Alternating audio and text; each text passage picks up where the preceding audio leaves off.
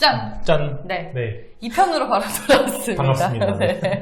시간은 뭐 한 2, 3일 지났지만 네. 저희 둘 사이에서는 1분의 시간이 흘렀다는 네. 거. 네.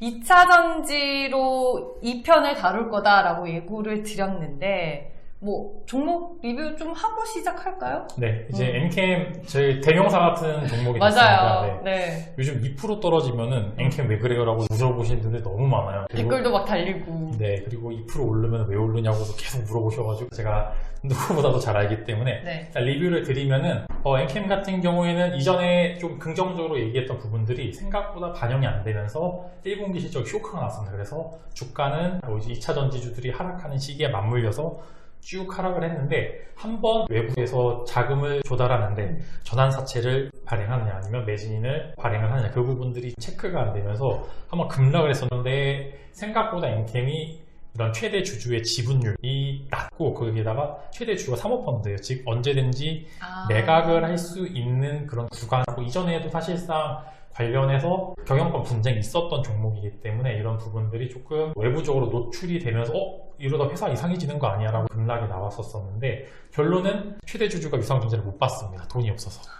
그런데 유상증자를 하게 되면은 외부에서 공격적인 M&A가 들어오면 막을 방법이 없기 때문에 따로 우호 지분을 만들어서 외부 투자를 받아야 되는데 뭐 SK온이 한다, 뭐 기관 투자들이 한다 그런 이야기가 많았는데 결론은 지금 기관 투자들이 엔캠에 투자를 많이 하겠다라고 돈을 싸들고 지금 온 상황이고 마찬가지로 엔캠도 그와 맞춰서 SK온과 헝가리 쪽에 공장 증설을 하겠다라고 발표를 하면서 주가는 딱 올라갔고요. 그래서 망했던 1분기 실적이 회복이 되면서 2분기 때는 그래도 좋아질 거다라는 그런 전망감에 늘어나는 수주 잔고와 상승을 하지 않을까. 그래서 엔캠 지금 10만원 제가 한 달 전부터 목표까지 드렸었는데 일단 달성을 했어요. 근데 좀 길게 보실 분들은 12만원 그 전고점까지는 충분히 터치가 가능하니까 길게 보셔요. 인캠은 워낙 이제 거래량도 그렇게 많지 않은 종목이라서 좀 재미없긴 하지만 사고서 잤을 때 그래도 편안한 종목 이제 막 이상한 종목 하면 다음날 어떻게 될까 막 무서운데 네. 그래도 좀 편안하게 갈 수 있는 종목이니까 10만원에서 12만원까지는 충분히 도달하니까 엔캠 끝까지 보시고 2% 떨어지면 또 저를 찾아오셔서 네. 댓글을 달아주시면 제가 답변을 드리도록 하겠습니다. 알겠습니다. 저희 술뚜기도 가만히 있지 않습니다. 계속 팔로우하면서 진만 팀장님에게 리뷰를 들어보겠습니다. 아니 요즘에 2차 전지 쪽에서 또 핫한 이슈가 에코프로비엠의 유상증자, 무상증자 이슈가 아닐까 싶은데 네, 오늘 10% 올랐더라고요. 아니 저는 어제 오를 줄 알았어요. 네. 그래서 저도 이제 요즘에 장종 방송을 안 하니까 네. 9시에 집에서 HTS 키고 딱 대기했거든요. 네. 근데 어제 시장 상황이 좋지 못해서 아침에 좀 떴다가 다 눌리더라고요. 그래서 저는 어제 에코프로비엠을 사려고 대기를 하고 있다가 얘가 안 가길래 솔 머시기 다른 걸 샀어요. 근데 오늘 10%가 넘구만. 네, 오늘 에코프로비엠 10% 넘었는데 어제 개미털이라고 좀 표현해도 되나? 네. 유무상증자 설명을 드리면은 무상증자는 사실상 어느 정도 유동성을 확보했죠. 이제 거래량이 좀 늘릴 수 있는 일부 긍정적인 시그널로. 그 다음에 유상증자, 사실 주주 배송 유상증자인데 다들 에코프로비엠 유상증자를 해서 싸게 살 수 있어? 그럼 나 탈래. 다 참여한다고. 거기에다가 채무 상환 금액이 아니라 이 돈으로 다 공장 증설을 할 거야. 그러니까 실제로 공장 증설을 해야 되는 상황입니다. 네. 그런 여러 가지 상황들이 맞물려서 여기서 공장을 증설하면 또 추가 수주 잔고가 매출로 잡히게 되고 이게 주가에 반영이 되면은 목표 주가는 상향. 그래서 에코프로비엠이 결국에는 이런 시그널이 좋은 시점에 잘 나왔다. 사실상 재료가 나와도 언제 나오느냐에 따라서 썩은 재료가 될 수도 있고 맞아요. 제일 좋은 소재가 될 수도 있었는데 슬슬 전기차 쪽에 다시 한번 숨통. 테슬라가 최근에 또 긍정적인 이슈가 많잖아요. 뭐 차도 잘 팔고 뭐 기가 팩토리 나오고 거기에다 이제 머스크가 이제 미국 쪽에서 그래도 긍정적인 시그널을 많이 내보내고 있기 때문에 2차 전지 쪽에 긍정적인 순풍이 갑자기 도는 상황에서 타이밍이 또 잘 맞아가지고 오늘 또 급등의 주요 원인이 되고 있기 때문에 이런 부분들이 실적으로 또 변경이 되고 있는 기업이니까 영업이익률이 되게 잘 나오고 있어요. 지금 영업이익률을 많이 보셔야 돼요.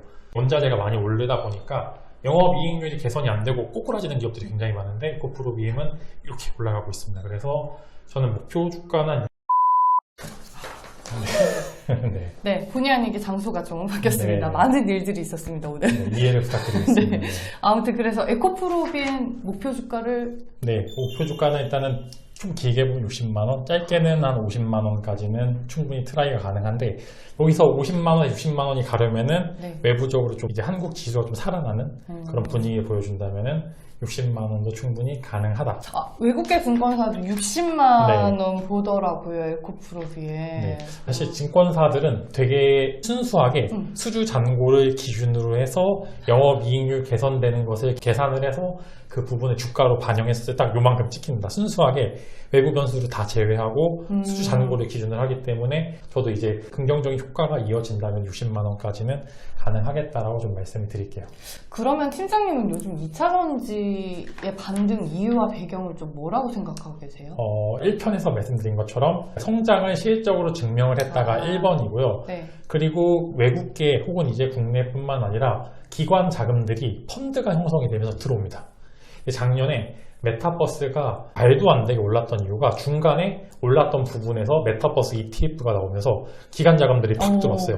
이제 중간에 디딤돌을 하나씩 해주는 거예요. 근데 2차 전지가 더 나올 ETF가 없는 줄 알았는데 최근에 또 관련 ETF가 계속 나오고 있어요. 그래서 KB인가 거기에서 네. 이번에 2차전지 액티브 ETF 나오잖아요. 그런 ETF가 나온다는 거는 그 ETF 자금이 편입이 되는 거예요. 그래서 상위권 종목들이 효과를 더 많이 받죠. 그렇죠. 한국 같은 경우에는 특히 소재 쪽, 이제 배터리 쪽에서 해외에서는 굉장히 긍정적인 점유율을 갖고 있기 때문에 투자하기 충분한 그런 상황이 벌어지고 있기 때문에 펀드 자금들의 유입이 현재 디딤돌 역할을 해서 지수가 턴할 때 빠르게 오를 수 있는 그런 원인이 되고 있다. 그래서 2차 전지 상승의 주요한 동력이 되고 있다는 말씀을 드릴게요.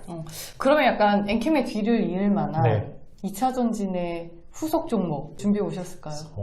크기는 더 커요. 첨보인데요. 네, 아, 첨보가 앞으로의 향후 대장 역할을 할 수 있고 저는 분명히 코스닥 시가총액 5위까지도 노려볼 만한 그런 기업이라고 말씀을 드릴 것 같은데 지금 보시면은 2차전지 기업들 중에 에코프로비엠, LNF가 왜 주가 탄력성이 가장 강하게 나타나면은 영업이익률이 매년 개선이 돼요. 그런데 첨보도 마찬가지로 영업이익이 계속적으로 개선이 되고 있는데 얘네들은 그런 특수성까지 같이 가지고 있습니다. 지금 생산하고 있는 전해질 관련된 사업이 워낙 프리미엄이 많이 붙은데 거기에다가 관련돼서 기술력도 워낙 좋아서 이제 신규 진입이 불가능해요. 양극재, 음극재는 그렇게 처음에 시작하기 어려운 기술은 아닌데 전해액이나 전해질 같은 경우에는 엄청나게 어렵습니다. 사실 엔캠도 비슷한 업을 하고 있고 첨보도 비슷한 업을 하고 있는데 제가 이 부분을 말씀드렸던 이유는 작년에 양극재와 음극재 시장 위주의 상승세가 나타났다면 올해는 전해질과 전해액 위주의 상승세가 강하게 나타나지 않을까.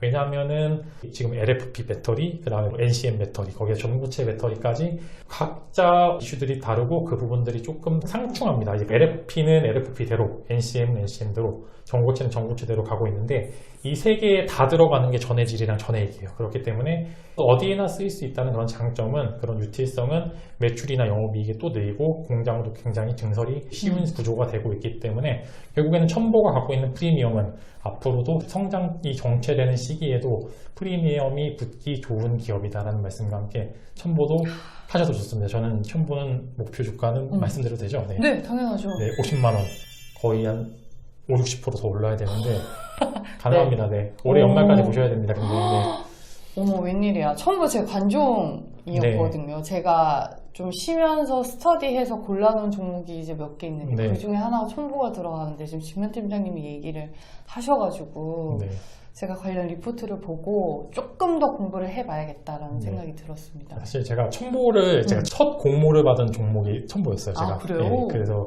되게 애정이 깊었고 공부를 엄청 많이 했었어서 혹시 아직 들고 있진 않죠? 네, 그때 팔았죠. 저는 6만 원에 사서 16만 원인가에 팔고서 한탄을 했습니다. 네, 저는 그렇게 팔았는데 일단은 그래서 공부를 제가 많이 하고 제일 잘 알고 있는데 가지고 있는 사업 부분도 그렇고 그 다음에 첨보는 작년에 4분기 실적도 어닝 서프라이즈가 나왔어요. 이게 안 좋을 것으로 예상을 했는데 그 실적 개선세가 더욱 두드러졌는데 이런 기업들이 더 좋습니다. 사실 이제는 우리 2차전지 할 거야 이런 기업들은 시장에 진입하기는 쉬워도 매출로 나오기가 어려운데 기존에 있었던 대장주들이 더 많은 프리미엄을 받을 거다. 그래서 첨보 30만 원 초반대에서는 모아가셔도 되기 때문에 한번 첨보까지 다뤄봐서 이제 2차 전지는 엠켄과 첨보, 이제 제가 좋아하는 두 종목을 다뤄봤습니다. 알겠습니다. 이제 2차 전지 나올 종목은 다 네. 나왔다. 다음에는 이제 다른 섹터로 네. 지만 팀장님과 얘기를 나눠봐야 될 것 같다라는 생각이 들었습니다. 오늘 네. 정연 하나가 없어가지고 둘이서 너무너무 많이 고생을 했는데 네. 다시 한번 감사 말씀 네, 전해드리겠습니다.